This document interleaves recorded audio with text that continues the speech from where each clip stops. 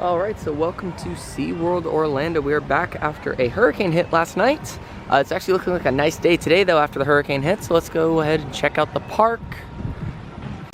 In the front of here, this was changed a little bit ago. They have a new height check stand. It looks very nice. It's not just one color anymore. Even though Electric Ocean's been going on for the last, over a month, I still have not been to Electric Ocean yet.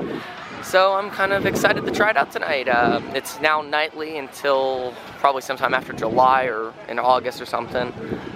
So I'm gonna go ahead and check out Electric Ocean, which is the nighttime event during the summer.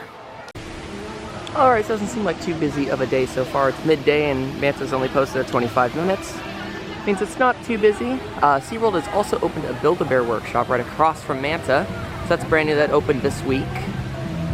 We'll go ahead, head over to Journey to Atlantis and Kraken area, see how long those lines are.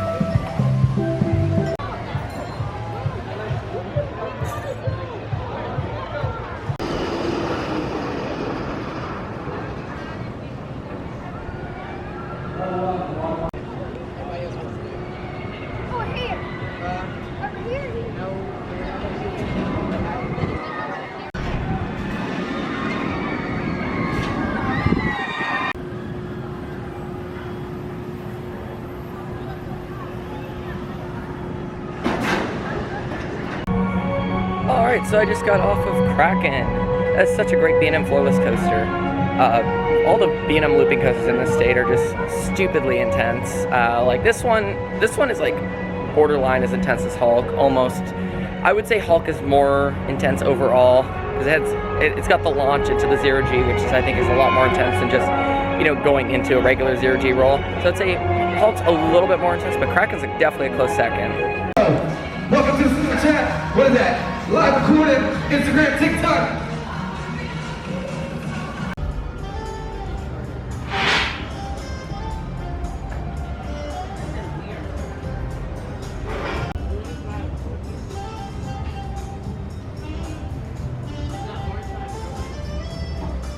Alright, so after lunch at Lakeside, I think that's actually my second favorite place to eat.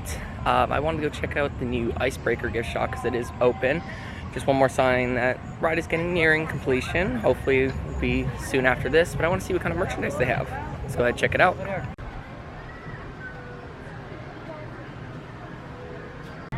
Alright, so we're walking by the Icebreaker area right now, and the thing I got was, they have a pin and patch set, and I thought those looked really cool.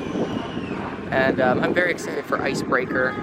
The trains are actually different, as you can tell. The shin pad's a little bit shaped better, and then there's also, hard to see, but there's an indent for your legs that the other Premier Skyrockets don't have.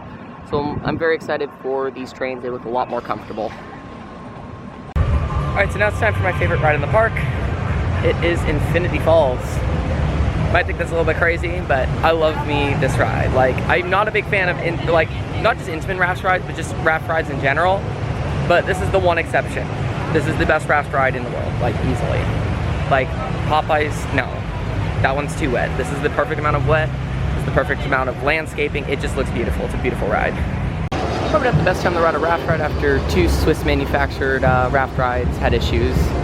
But, it's all worth it for Infinity Falls.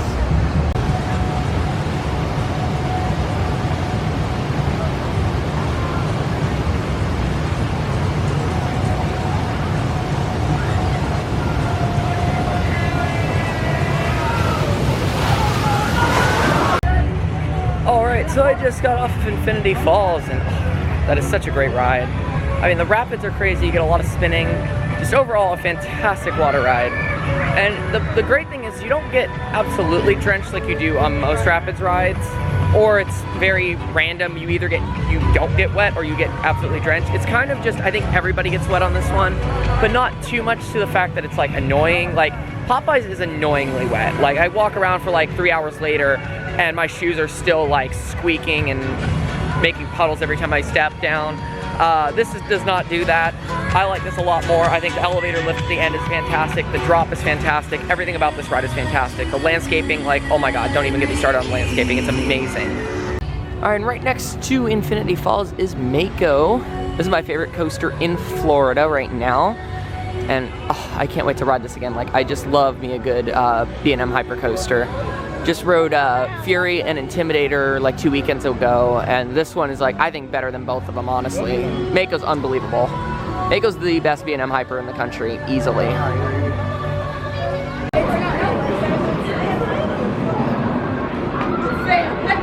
That ride is funny.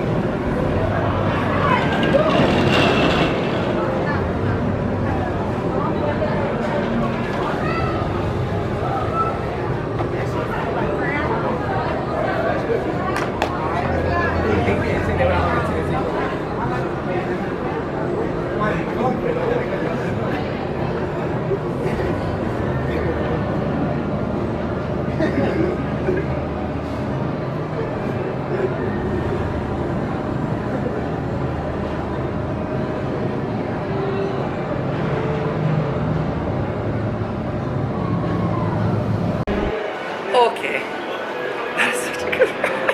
It's so good. I would say it's the best B&M Hyper I've been on, but it's definitely the best one in the country. Like, the only bad part about Mako is the second half. The second half after the block break is really bad. Like, it's actually bad, but the first half just is so perfect. The first half is like the best part of any B&M Hyper. I do prefer Hollywood Dream, because I think Hollywood Dream's consistently good throughout the entire ride.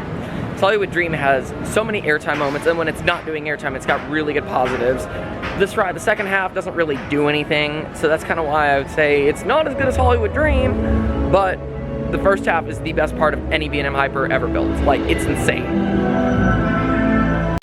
Alright, so during Electric Ocean, they have specialty cocktails and drinks, and I got the electric lemonade.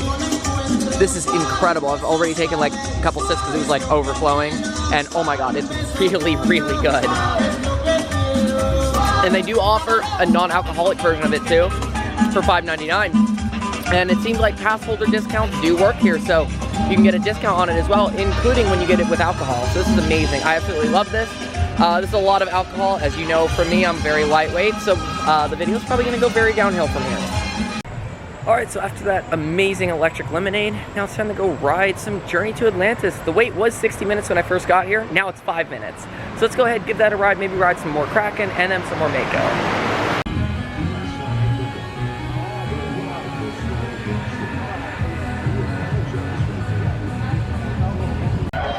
Alright, so I just got off of Journey to Atlantis. I think it's a pretty fun ride. I just don't think it's better than the San Diego one, like a lot of people say it is. There's very much an Orlando bias for a lot of people, where everything in Orlando is the better version. I'll tell you, it's not like that for most rides. I would say the California variants are probably the better versions for pretty much almost every ride. I just think there's a lot of Orlando bias, which is fine. I mean, there's a lot of theme parks here, but I do think the California rides are better for the most part, including Journey to Atlantis. I think the California one does a lot more.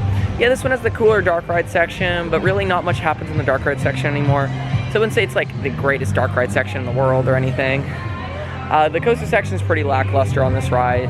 That's why I'm not a super huge fan of it. I think it's a fun ride regardless, but I definitely do like the California one a little bit more.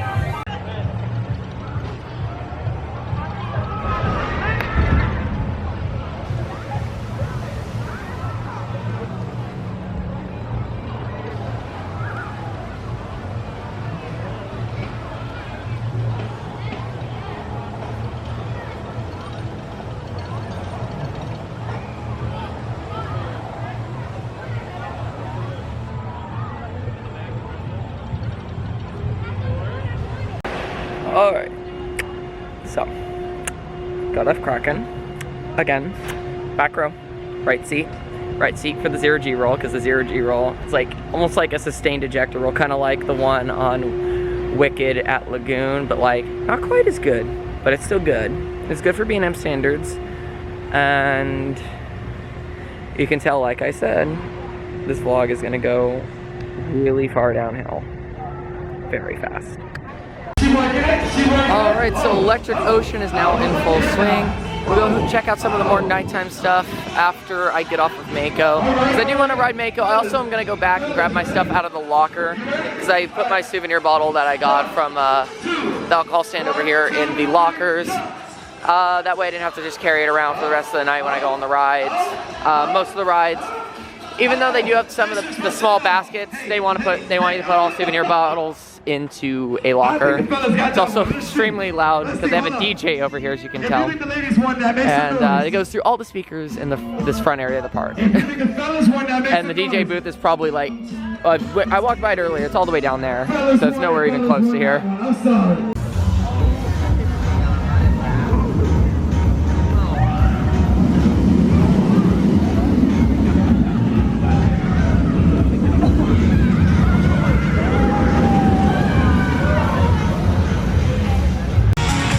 So I was gonna do Infinity Falls right after that, but Infinity Falls still has to wait, as always. I was thinking maybe because it was later in the night, people wouldn't want to ride it, but it still has like a 30-minute wait.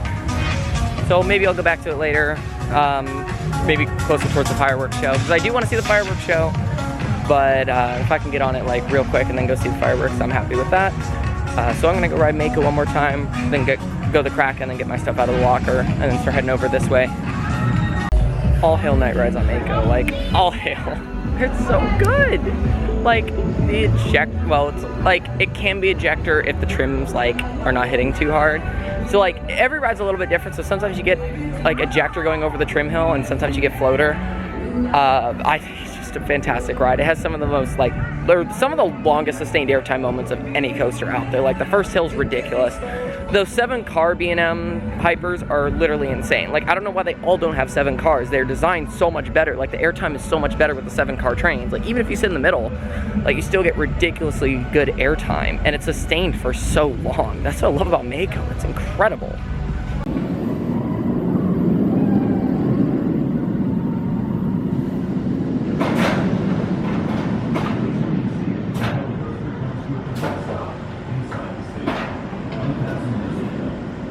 Alright, so I just got a nighttime ride on Kraken in the front row. Being in Florida is always fun in the front row. I do think the back is better, like force-wise, but for the illusion of having that, you know, no floor and it feels like your feet are going to touch the track, I think the front row is cool to do at least once on a floorless coaster. Every floorless coaster you kind of need to ride once in the front. And then, honestly, back row is like where you're going to consistently ride it because it's the better ride back there, honestly. But it is unique to ride it, you know, once in the front because they have that unique aspect where it feels like your feet are going to touch the track. So I love about it being in floorless coaster. They're kind of cool like that.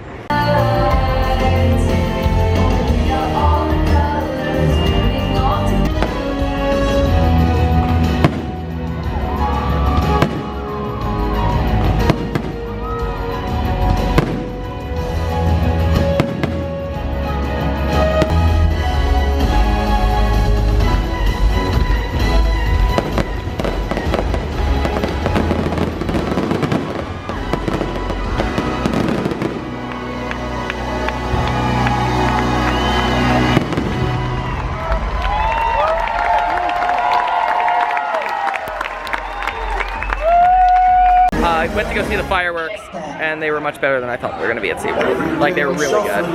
Like, pretty much Disney level good. Like, that was incredible. Now we're going to go head out of the park.